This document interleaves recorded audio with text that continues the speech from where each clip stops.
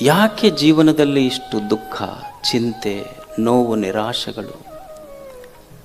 ಇದರಿಂದ ಹೇಗೆ ಮುಕ್ತನಾಗಬೇಕು ಮನುಷ್ಯ? ನಾ ಬ್ಯಾಡಂದ್ರೂ ಸಹಿತ ಅವು ಬಂದು ನಮಗೆ ಆಕ್ರಮಣ ಮಾಡ್ತಾವಲ್ಲ.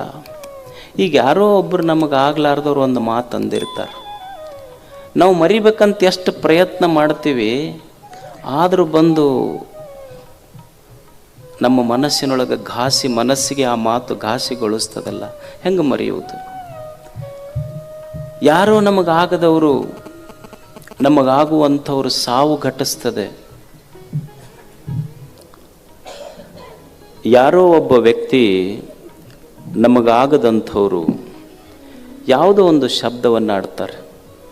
ಆ ಶಬ್ದ ನಮ್ಮ ಮನಸ್ಸನ್ನು ಎಷ್ಟು ಘಾಸಿಗೊಳಿಸ್ತದಲ್ಲ.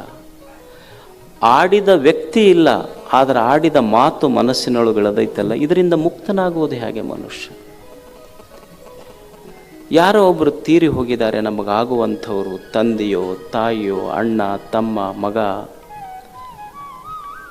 ಅದರ ನೆನಪನ್ನು ಮರೆಯುವುದೇ ಹೇಗೆ ಮನುಷ್ಯ? ದುಃಖಂತೂ ಆಗ್ತದಲ್ಲ. ಯಾರೋ ಒಬ್ಬ ವ್ಯಕ್ತಿ ಆಡಿದ ಮಾತು ಎಂದೋ ಆಡಿದಾರೆ,